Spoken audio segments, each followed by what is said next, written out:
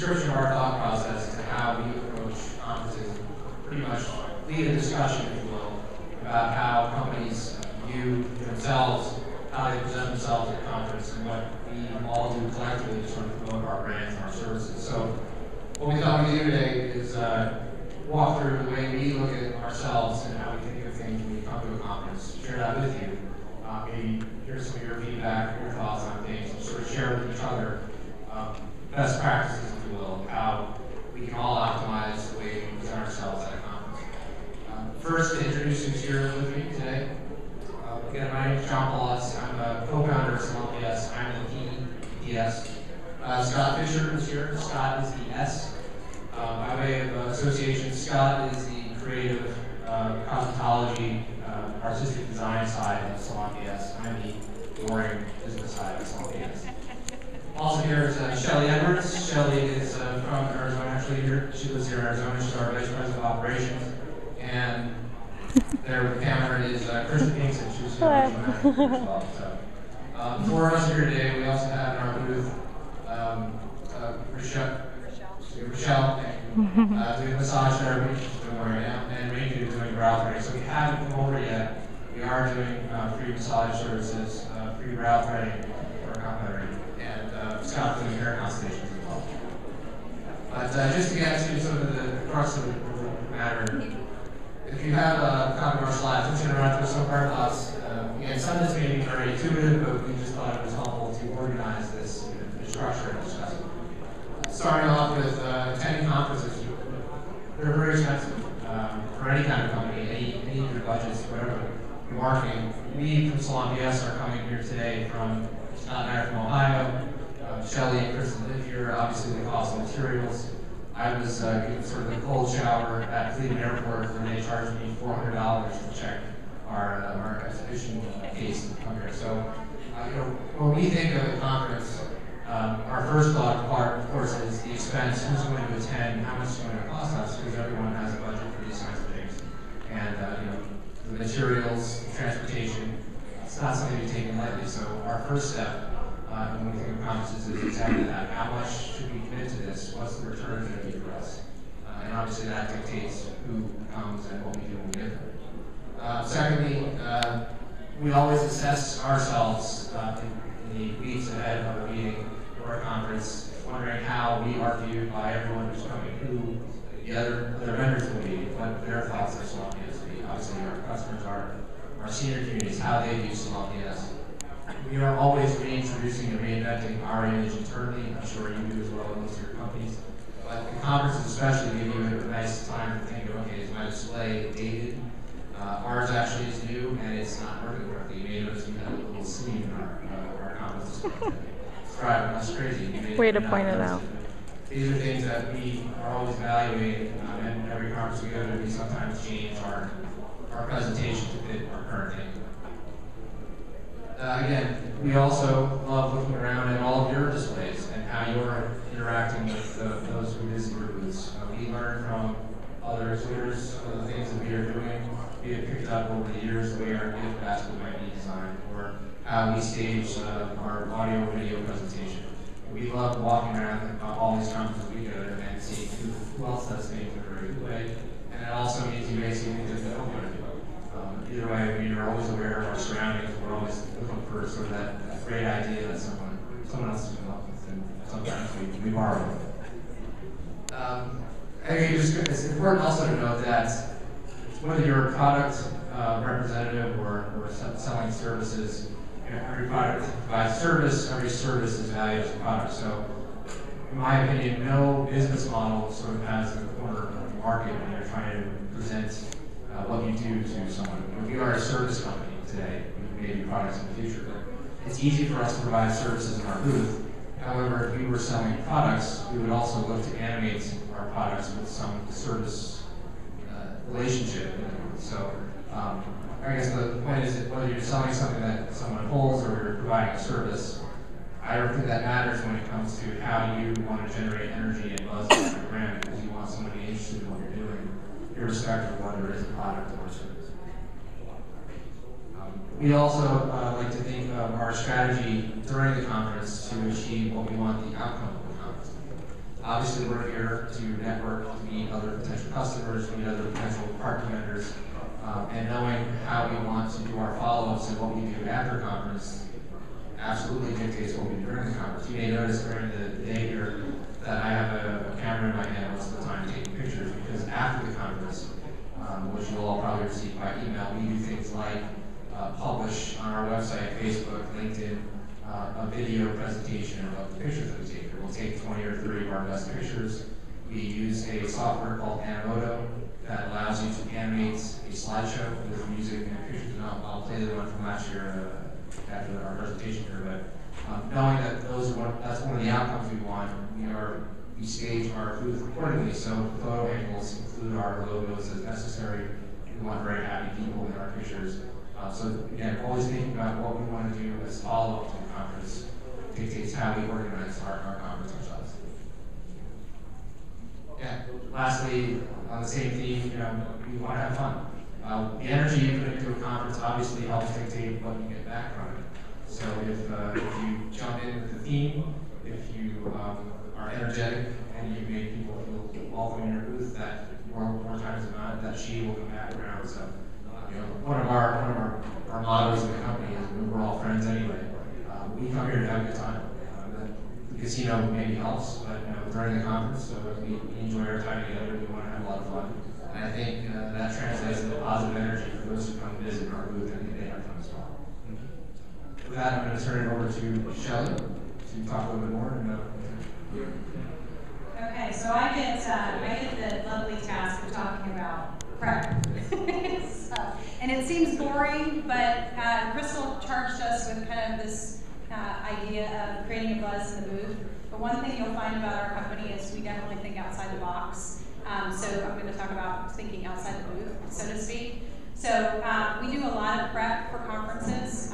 We spend a lot of time with Nancy in the conference, people who are putting the conferences together, because we want to make sure that we're positioning our booth in the right place. So for those of you who have been able to be over on our side of the world, so to speak, you'll see that we have two booths, and there's a reason for that. We want it to be at the end so that we can spread out. And so just let me say, I apologize to the people who are on the other side of us, because we do kind of take over. So the good news is a lot of our conference neighbors find out that they get some of the overflow from the people who stop and listen. And so I encourage everybody to take advantage of that. If you've got a booth that's very busy next to you, take advantage of the people who are stopped and draw those people in. So booth positioning is really, really important. Who your neighbors are is very, very important. We wanted to know who's going to be on either side of us. It's nice to have neighbors at a conference who are like products. We happen to be the only salon provider here in the booth, and so we didn't have neighbors who were like providers. However, we like to think that we're surrounded by some people who can complement what we do in our booth and the excitement that's going on over there. So what your messaging is going to be, it's really important. It seems really intuitive. But one thing that I've learned after spending many, many years being conference attendees and not an exhibitor is you need to get your message across very quickly, because they're coming through and they're just kind of buzzing through. And do any of you feel like they just kind of pick up your tchotchkes off the table and just kind of walk away, and you never get a chance to talk to them? So your messaging really needs to be quick. It needs to really describe what your company is all about. It needs to get their attention. And so one of the things that we really feel like we do really well is we bring Scott to all of our conferences, because Scott gets people's attention. But we also bring folks like Rochelle and Rinku who do services that make people stop in their tracks so that we can have a conversation. And so there's a lot of activity going on in our booth all at the same time. But one thing that we do try to do over and over to perfect is get our message out in very quick spurts, so that there's not a long, drag-out conversation that has to happen if somebody's kind of buzzing through. We can get them a marketing packet, we can tell them a little bit about the company, and they can be on their way if they don't have time to stay and chat. And then who's going to attend? That's really important. You really need people that aren't afraid to make a fool of themselves. And so as I look around the room here, I love the fact that I see so many bunny ears, because that tells me that you guys spend a lot of thought. I love Tweedledee and Tweedledum in the back. You know what that does, guys, is that really gives you an opportunity to start a conversation with somebody, because because they're going to stop and compliment your costume, right? And so now you can open a conversation with those people. So I love that. We didn't dress up because that's really not who we are as a company. But for those of you who are selling things that it's a little harder to get people's attention, love the fact that you're dressed up. I think that's really important. Okay, and then really is your messaging consistent with who your brand is. That's really important as well. Every picture we take here, John is like a closet photographer over here. Every picture we take has the Salon PS logo on the back of it. It's designed that way so that when we do put things up on the website or on YouTube or on Facebook, our logo is always in the back of someone's picture. And that's just, again, subliminal messaging so that people are seeing us and hearing us and they know that it's a Salon PS picture. Okay. Pictures of some of our marketing pieces. Some of the things that we do really, really well, we think, is marketing. It's one of the things that really attracts us to senior communities because most independent salon providers do not do any marketing. We employ the same tactics for our marketing that we do inside senior communities at conferences as well. They need to be bright. They need to be really impactful. Tell your message. Get people to stop and take a look at them. I've seen a lot of people with pens. I'm not picking on pens, please. No, I'm not picking on pens. But how many of you have been to conferences before as an attendee and you go home with 25 pens? Do you do anything with those pens? Do they end up in a drawer somewhere? So I know a lot of you don't have any kind of say in what conference materials come to conferences, but if you do, you really need to think about what's going to get my message across and what's somebody going to pick up later and use over and over again. One of the best things that I ever got at a conference was one of those little screen wipes for your iPad and your phone. I use it all the time. Every time I look at it, I see the company's logo on it. It's fabulous. So messaging in your marketing, it's really, really important. You spend a lot of money. As John said, it costs $400 to ship marketing materials here on a plane. You spend a lot of money on that stuff, so you want to make sure it's something that people are going to use and they're not just going to throw it in a drawer somewhere and they're never going to think about it again. Okay? Nice job. Now we're going to talk about the talent. I understand we only have about 3 minutes now, so I'm Scott Fisher. First of all, we're delighted to be here, and I must say this is a very creative lot. Love the booths that we're looking at, and certainly what we're doing, as John and Shelley have expressed, is we define our brand through our booth, and then we have individuals that each pretty much show and exercise the roles they play with the company at the booth. My role with the company is, as John mentioned, on the creative side, so naturally I'm very comfortable with consultations. Consultations have nothing to do with selling to our audience, but they have a lot to do with gaining a connection with the people that are at our booth. And during that time, we're not talking about sales, we're not necessarily talking anything about our company, we're merely exposing them to what we do day in and day out in the salons that we're in the communities. And hopefully tap into, wouldn't it be nice if this level of professionalism was in our community? That's the hope. But it's more subtle than that. We don't come on strong. I find that through consultations, and sometimes I'll pick up the shares and start cutting, as you might see, just by building that relationship, in our industry it comes very natural because what are we doing? We're building a little bit of a trust. Somebody's going to put their self-image in your hands and allow you to start cutting off their hair, and you just met them. Trust is involved, and that trust carries over to what might be learning more about our company and trusting the company we do. But it doesn't just begin and end with hair consultations. I'm the catalyst with the activities going on, but we also have a brow threader there, very unique for men and women, believe it or not. Threading the brows is an old ancient art, and Our Lady that's here today is just fantastic. And when you can captivate people with interesting, unique ways, but you have rhyme and reason as to why you do it, it's the natural extension is people gravitate where the energy is. And if the energy is sincere and it's well-educated, people are going to listen to you. And then when you're done talking about hair and we start talking about our company brand, we have a listening ear. We have a captive audience. As John said, follow-up afterwards is so important in the manner in which we do it. And by taking all of that into some sort of video, it's not just a call saying, hey, remember me, I mentioned the conference. It was delightful meeting you, and you happen to have a link to a video that may have other people involved, so it's a nice memory. Anyway, I'm going to wrap it up. I think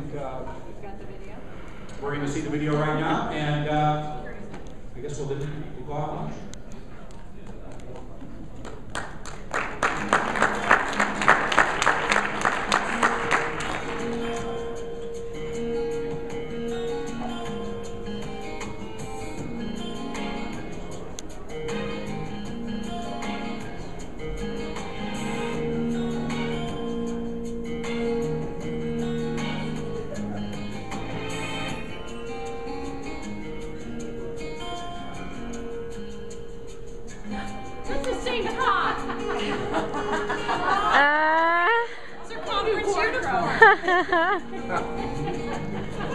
That must be my conference talk.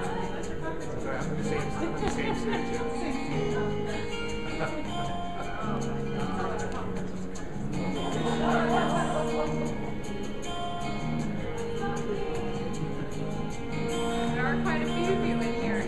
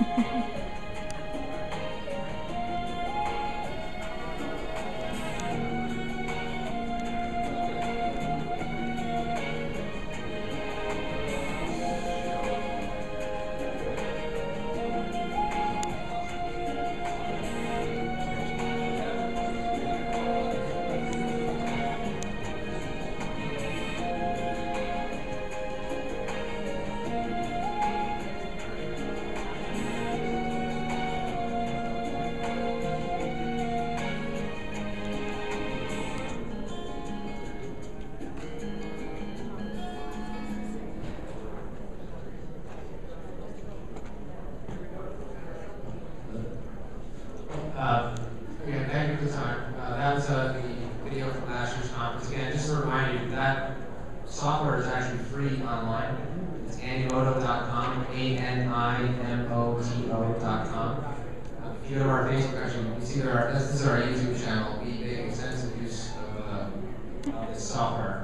It takes about 10 minutes to upload your photos. It gives you all the ideas of images and how you do transitions and themes.